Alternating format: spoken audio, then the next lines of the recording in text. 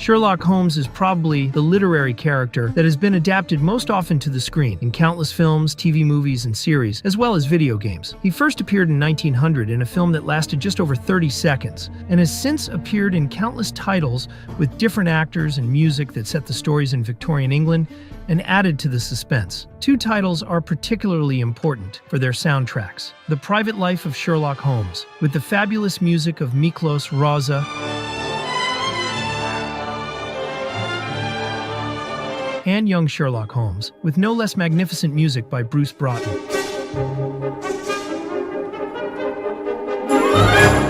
Or in a more comedic vein, Without a Clue, with a very remarkable, though lesser-known, score by Henry Mancini. Hans Zimmer donned the detective's musical suit for not one, but two films, with great success.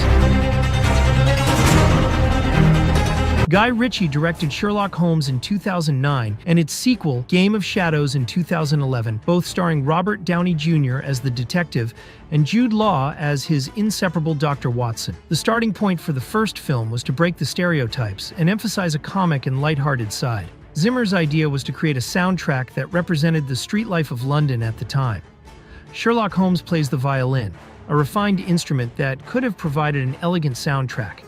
And it is the main instrument, but the main theme associated with it is a lively and unrefined gypsy melody that makes him a bohemian of the world.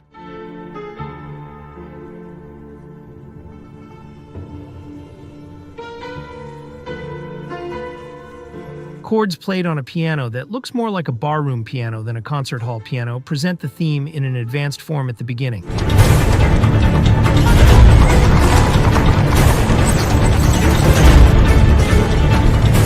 Then Holmes appears in the midst of the night's action, and the theme sounds more expansive, as if to be associated with him and not to be separated.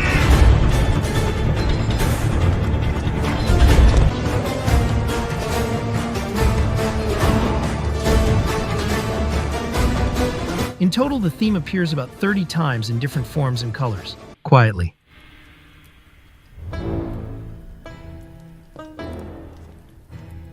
It's a shame you made an enemy out of Blackwood, Holmes. You would have made a valuable ally. Lively.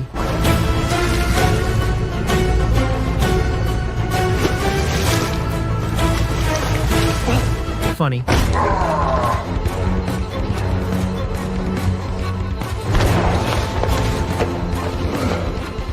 Or dramatic. It's warm in here, Watson! Sometimes its presence is obvious.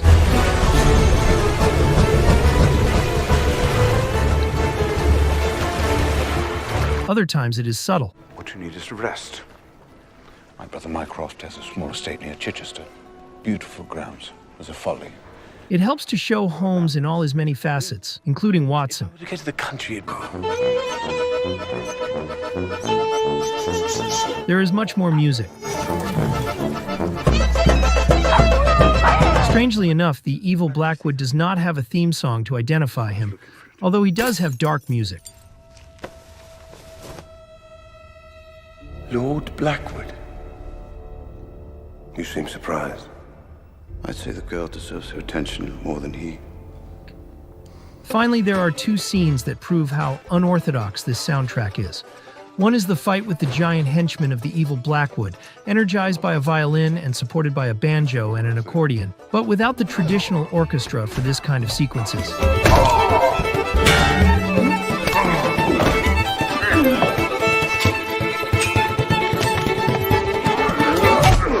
The other is the explosion scene, slowed down with a dramatic violin solo, in absolute contrast.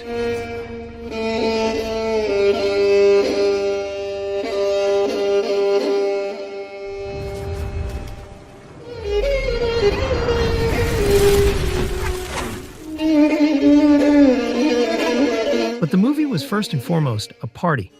Case reopened.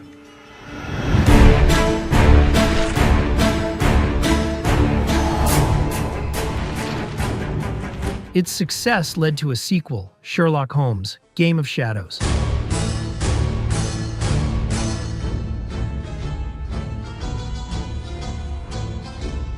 in which the main theme continued to play the leading role, albeit for comedy purposes, but with fewer appearances. I'm not going out with you dressed like that. Would you prefer I joined you in the fashion faux pas of wearing fine military dress with that heinous handmade scarf, clearly one of your fiancé's early efforts? Oh.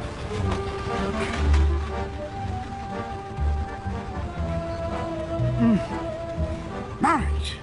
It's the end, I tell you. I think of it as the beginning. Armageddon. Rebirth.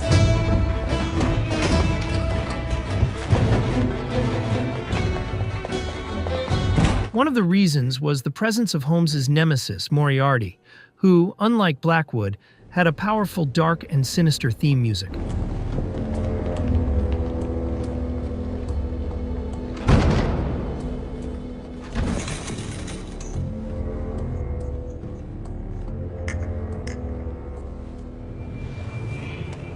Officially. But it is not this theme that confronts Holmes, as would be logical, for strangely enough, it does not reappear. The music that attacks Holmes is this other one.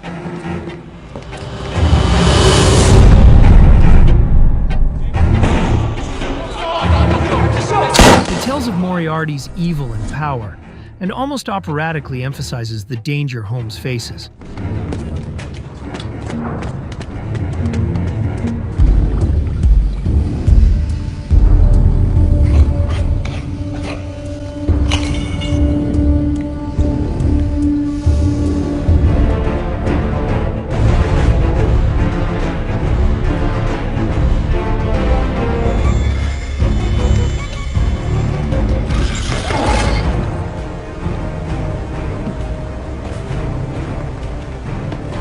In the rest, there are various themes that add grandeur and intensity to the action.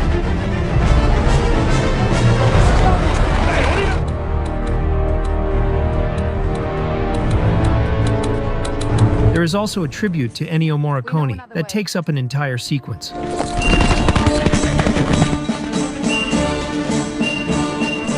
and steady with the race.